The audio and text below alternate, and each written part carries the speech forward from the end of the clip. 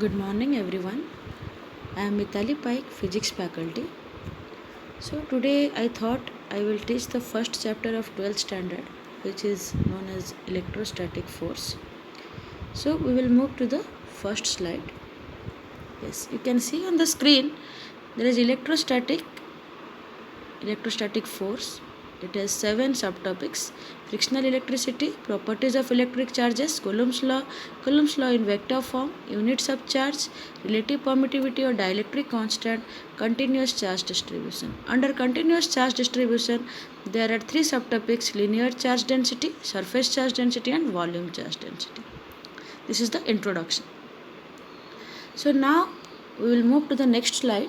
It is frictional electricity. What do you mean by frictional electricity? In pink color you can see the definition is written like frictional electricity is the electricity produced by rubbing two suitable bodies and transfer of electrons from one body to other. Okay, so here you can see two diagrams. I am going to just explain about what is written in pink color, the definition. Don't try to mug up the definition always. Try to form the definition by your own.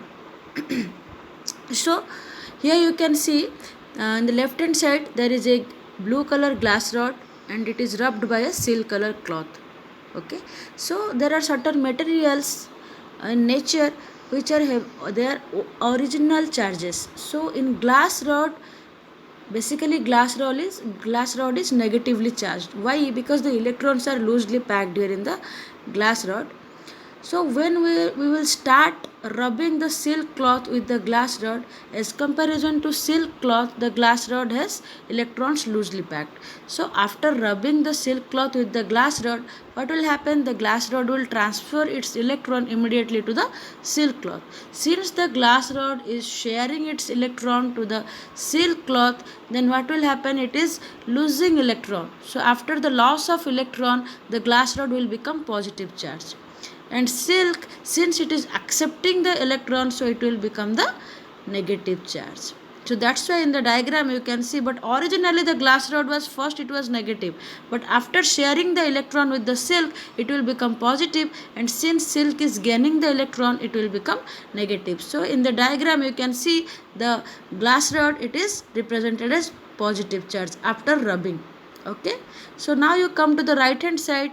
So you have seen there is yellow color fur and the ebonite rod. So what will happen? Ebonite rod is positively charged. Why? Because fur electrons are loosely packed than ebonite rod. So after rubbing it, what will happen? Since the electrons are loosely packed in fur, so the electrons will try to transfer from the fur to the ebonite rod. So now what will happen? Since the ebonite rod is taking electron from the fur, so ebonite rod will become negative charge, and the fur, since it is sharing the electrons are going out from the fur, so the fur will become positively charged. So this is written here in the down all the things, but now I have explained. I hope you all have cleared.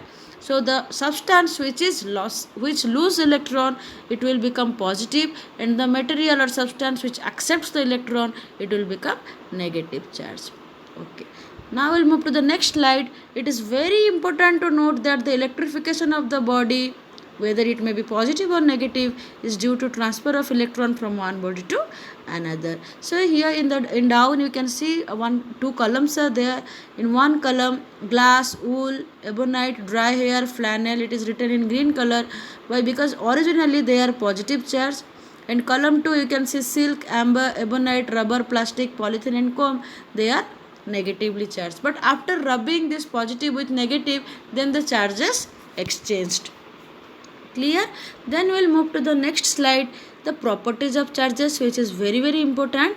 So there are 6 properties given here. First property, there exists only 2 type of charges, namely positive and negative. Okay, so there are 2 types of charges, positive charge and negative charge. As we know, positive is proton and negative is electron. So next we will come to the second property, like charges repel and unlike charges attract each other. Like charges repel means, suppose we will bring 2 charges, one is positive charge, one is negative charge. Then if you will take both the charges and you will take closer to both of it, then what will happen?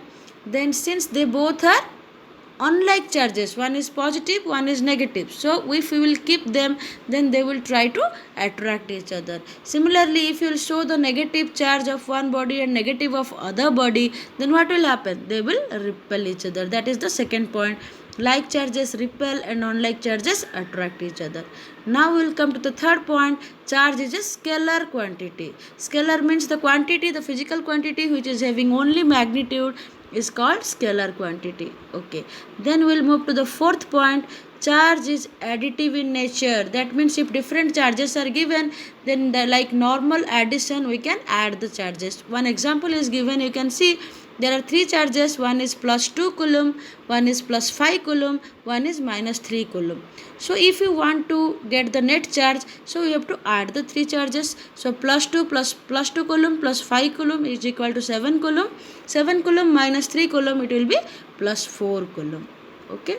So next is fifth point is charge is quantized.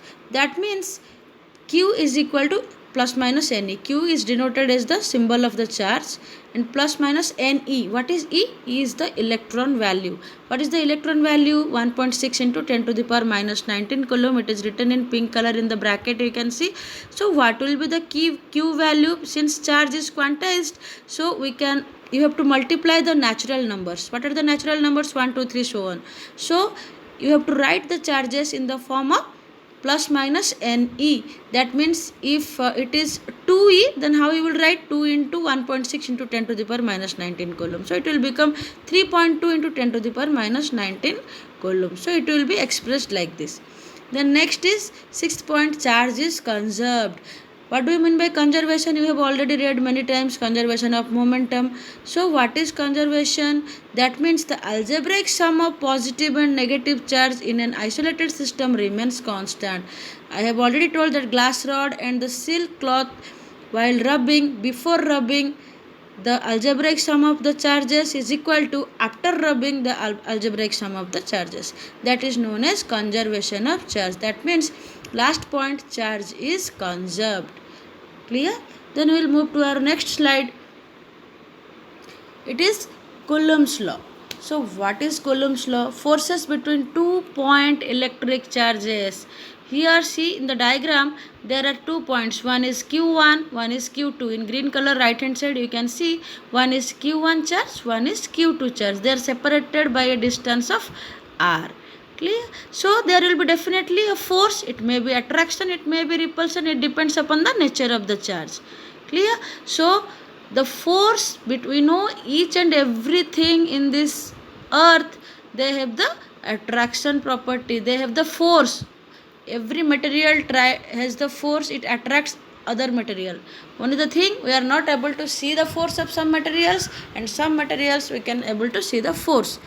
Okay, so since there are two charges, they will try to attract or they will try to repel. That means some force exists between the two charges. So now suppose the force is F. So according to Coulomb's law, the force is directly proportional to the product of the charges. So in the first case you can see F is directly proportional to Q1 into Q2, directly proportional to the product of the charges. So F is proportional to Q1, Q2. Now we'll come to the second point. F is inversely proportional to the square of the distance. F is inversely proportional to the square of the distance. So what is the distance between the two charges? R. So inversely proportional to the square. So square means it will become R square.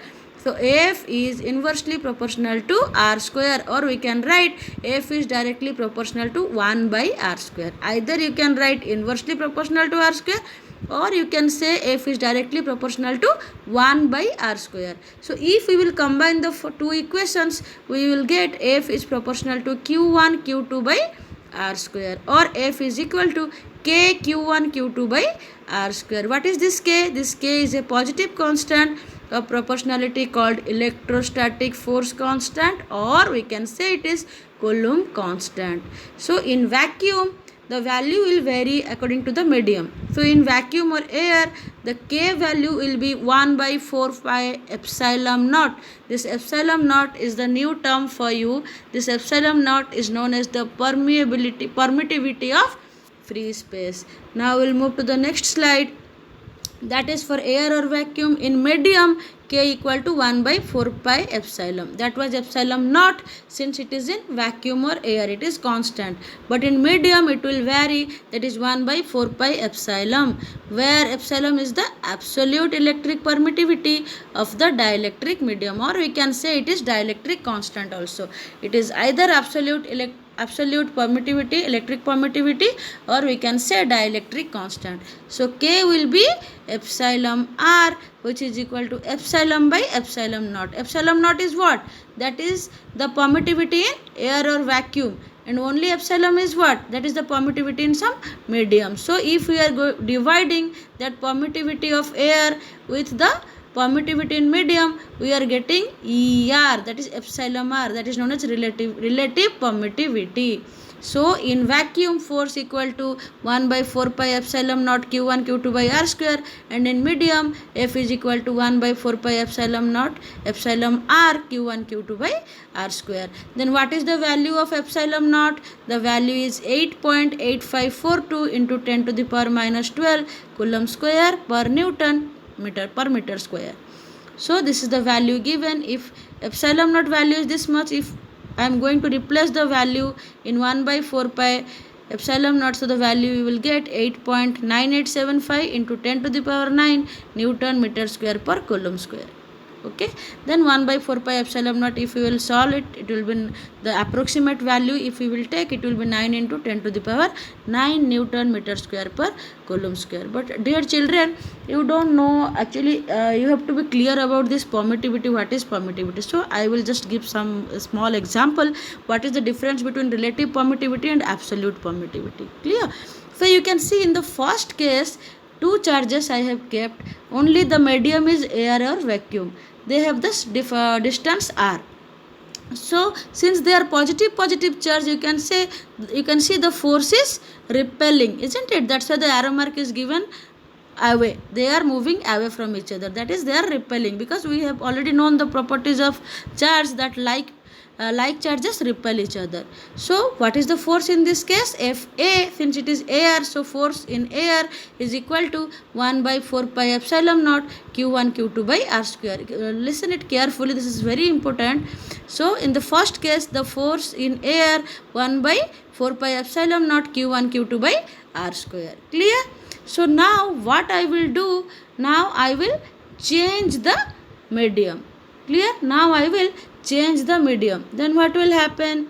If I will change the medium, in place of air, if the system is changed, that is water, then what will happen? In case of water, the same charges are same, plus charges, and they are separated by the distance same r. Only I have changed the medium, my dear students.